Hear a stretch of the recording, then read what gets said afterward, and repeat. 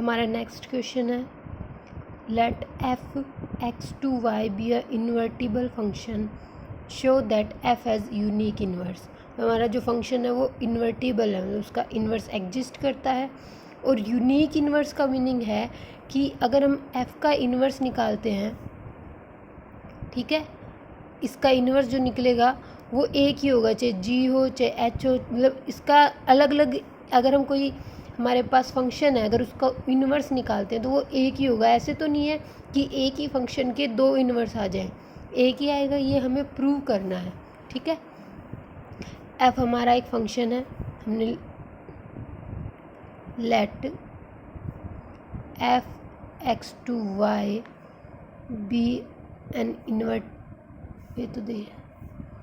Invertible function.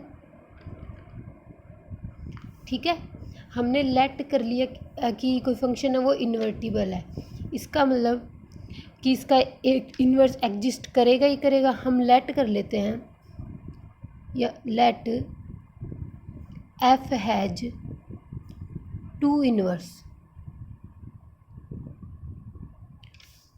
To inverse क्या ले लिया, एक जी एंड एक एच। ठीक है,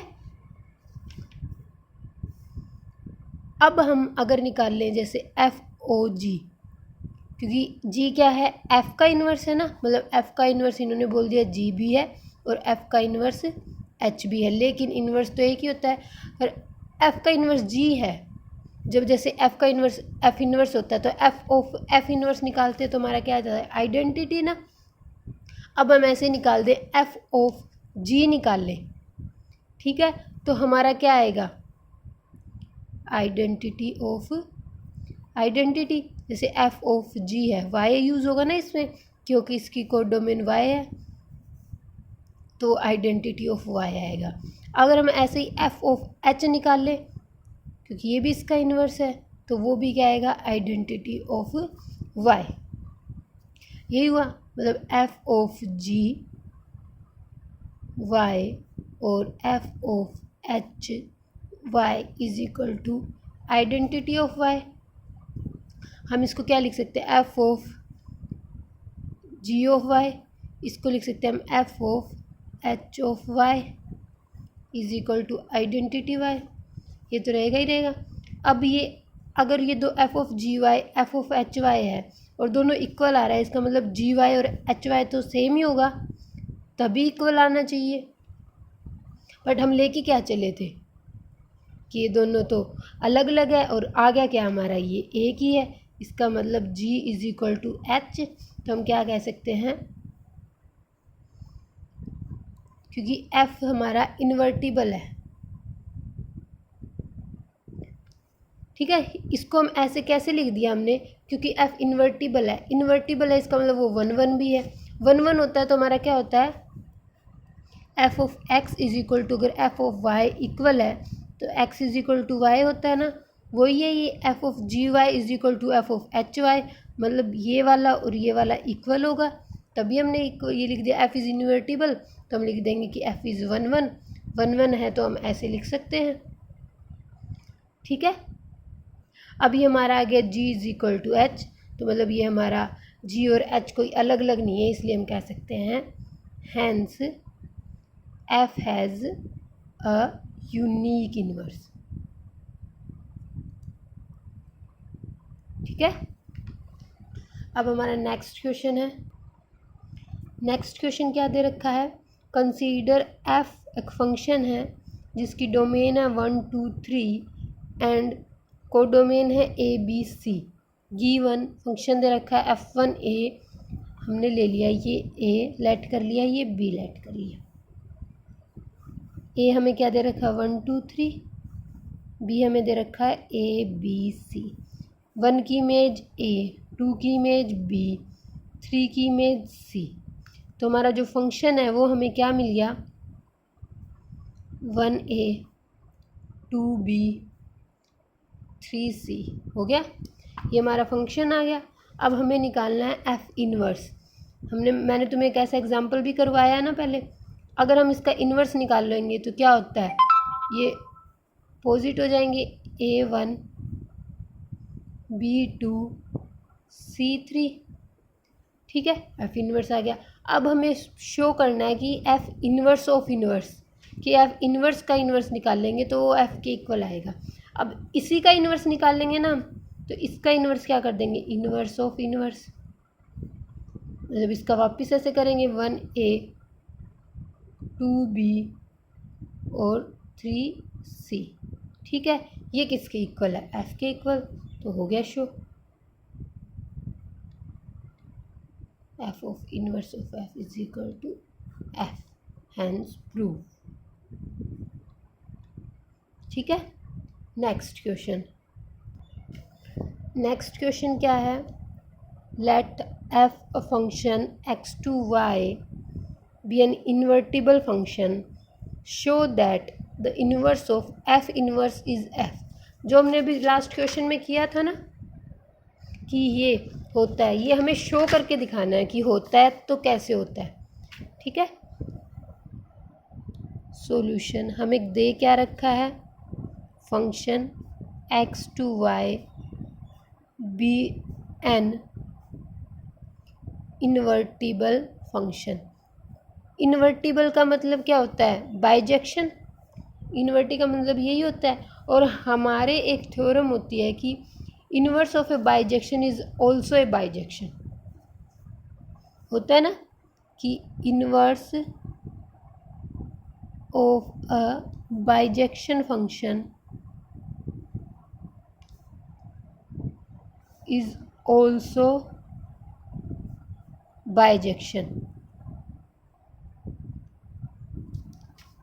ठीक है, ठीक है। अब देखो इन्होंने बोला है इन्वर्टिबल फंक्शन है, एक हमारे पास हो गया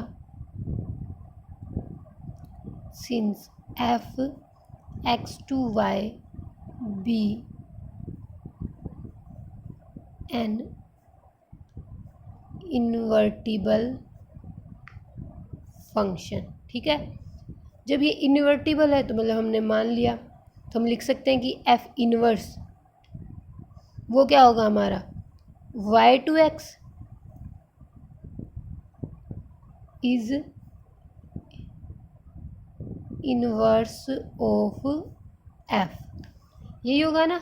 जैसे हमारे लास्ट में था ये फंक्शन था ए टू बी, जो हमने इसका इन्वर्स निकाला तो इसकी जो डोमेन थी वो कोडोमेन बन गई। जैसे ये देखो ये डोमेन है 1 2 3 और ए बी सी कोडोमेन है, तो इसकी जो डोमेन थी 1 2 3 वो तो कोडोमेन बन गई, और जो कोडोमेन थी वो हमारी डोमेन बन गई। वही हमने लिखा है, डोमेन को कोडोमेन बना दिया और कोडोमेन को डोमेन बना दिया, ये होता है। अब हम जैसे हम निकालते हैं कोई फंक्शन होता है और उसका साथ में अगर उसका इन्वर्स होता है तो वो आइडेंटिटी के इक्वल आता है ना।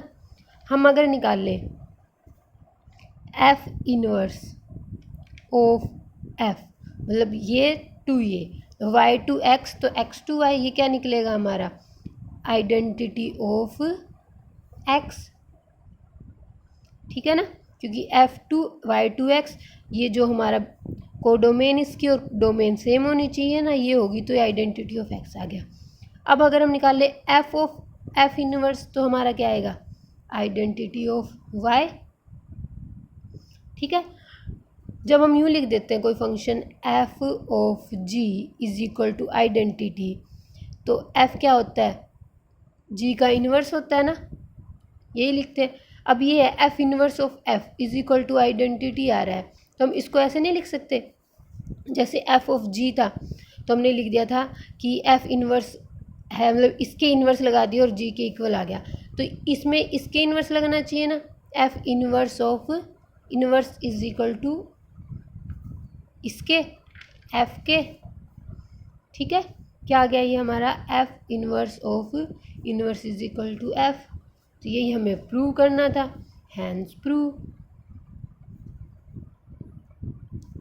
ठीक है। बस इतना है कि हमें पता है इन्वर्टिबल फंक्शन है, इन्वर्टिबल है तो उसका इन्वर्स ये हो गया, इन्वर्स है तो जब इसका एफ इन्वर्स ऑफ एफ निकालते हैं वो आइडेंटिटी के इक्वल आता है, और इससे हमें ये पता है F of ji is equal to identity आ जाए तो हम लिख देते हैं कि एफ क्या है, जी का इन्वर्स है। इसमें F inverse of F is equal to identity आ गया, तो एफ इन्वर्स का इन्वर्स किसके इक्वल होगा, एफ के इक्वल होगा, ये हमें प्रूव करना था। ठीक है, नेक्स्ट क्वेश्चन हमें क्या दिया हुआ है, एक फंक्शन है R फंक्शन हमें दे रखा है, हमें निकालना है एफ ऑफ एफ। फंक्शन हमें दे दिया 3 माइनस एक्स की क्यूब 1/3, हमें निकालना है एफ ऑफ एक्स, मतलब एफ के अंदर इसकी वैल्यू रखनी है 3 माइनस एक्स क्यूब कि 1/3, मतलब जहाँ जहाँ एक्स है वहाँ वहाँ हम ये लिखेंगे। पुट करो 3 माइनस एक्स की वैल्यू क्या है, ये 3 माइनस एक्स क्यूब 1/3। एक्स की वैल्यू रखी है ना, ये तो एक्स की फिर क्यूब भी है और उसकी 1/3 है। ठीक है, अब इसको सोल्व करेंगे, ये 1/3 से 3 कैंसिल आउट हो जाएगा। नेक्स्ट आ गया हमारा 3 माइनस एक्स क्यूब, माइनस है तो प्लस हो जाएगा, ये कैंसिल हो गया।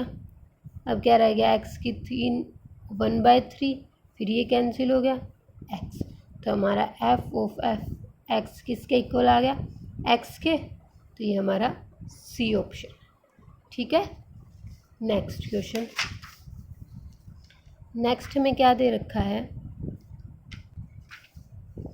एक फंक्शन है जिसकी डोमेन क्या दे रखी है, रियल नंबर, और उसमें से -4/3 सब्ट्रैक्ट है, तो -4/3 को छोड़ के सारा कुछ हो सकता है, और कोडोमेन है रियल। एक फंक्शन है, फंक्शन क्या दे रखा है